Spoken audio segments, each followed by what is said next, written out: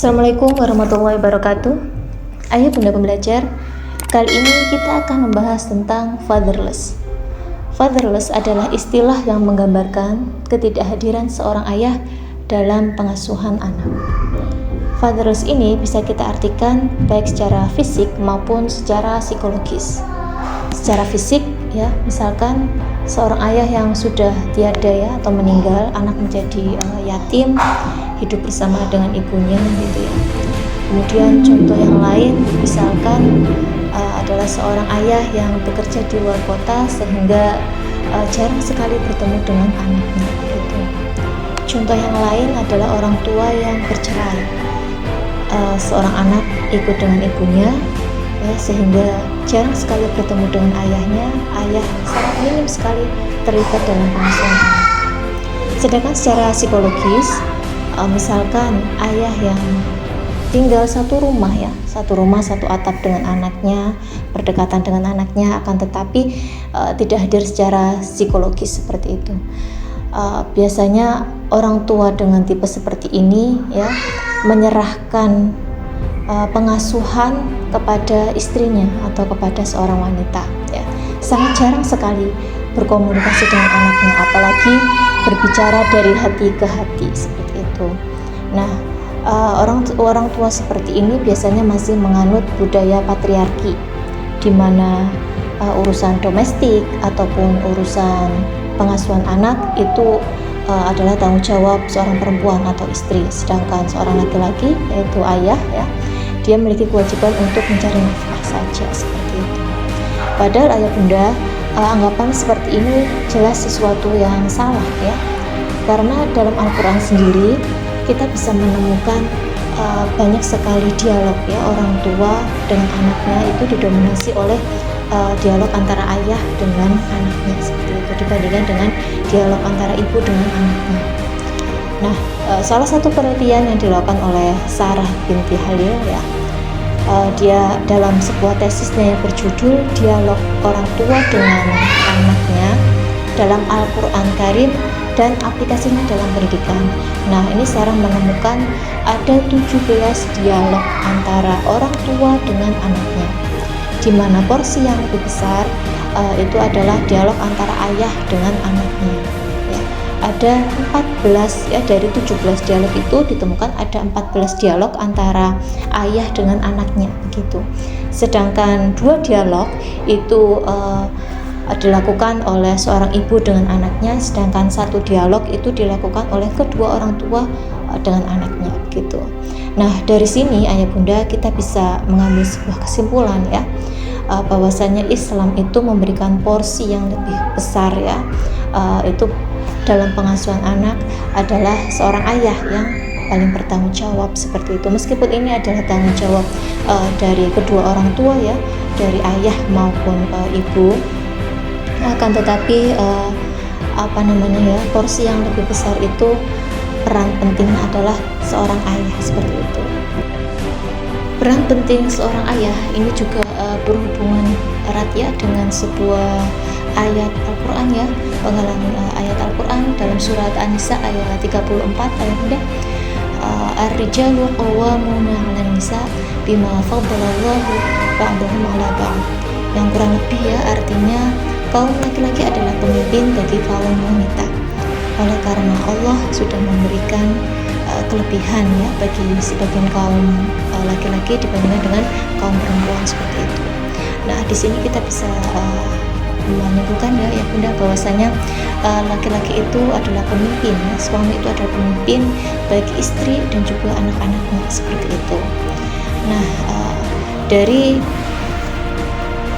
dalam agama Islam ya ayah bunda ya, kita sering kali mendengar bahwasanya doktrin-doktrin tentang anak durhaka ya, anak yang durhaka baik itu kepada ayah maupun ibu. Nah, padahal sebenarnya ada juga istilah orang tua yang durhaka kepada anaknya ya. Hingga kita juga mungkin familiar ya dengan cerita rakyat, yaitu Malin Kundang, di mana Malin Kundang ini dia durhaka ya, anak durhaka kepada ibunya gitu ya. Nah, sebenarnya ada istilah orang tua yang durhaka kepada anaknya. Dan ini pernah ya diceritakan dalam sebuah hadis ya, Rasulullah sedang berbicara gitu ya, sedang berbicara dengan Abdullah bin Amr bin As ya, bahwasanya ada orang tua yang durhaka seperti itu. Jadi orang tua yang durhaka ini karena tidak memberikan hak-hak anak ya, tidak melakukan kewajibannya ya untuk memberikan hak-hak anak.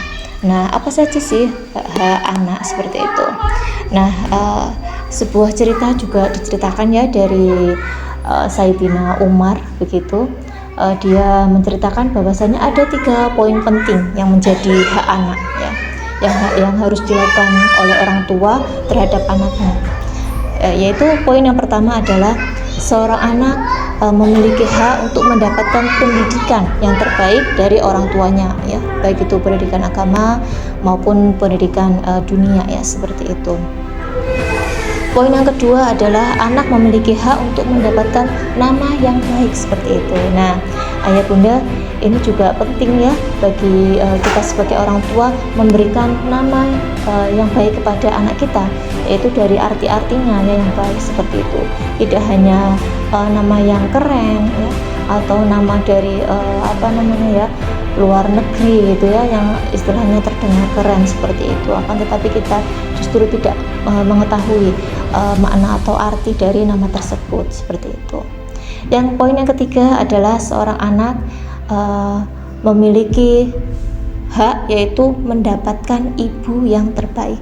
Nah, poin yang ketiga ini ditujukan kepada seorang ayah ya, ayah bunda.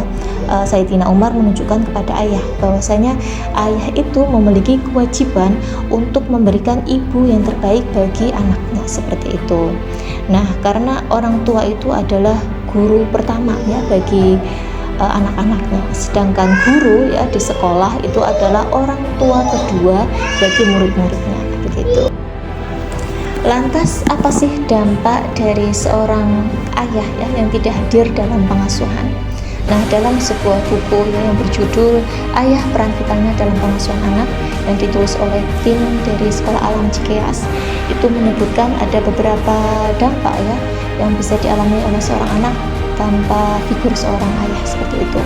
Nah, yang pertama, anak lebih mudah terlibat dalam tindakan kekerasan maupun kriminalitas.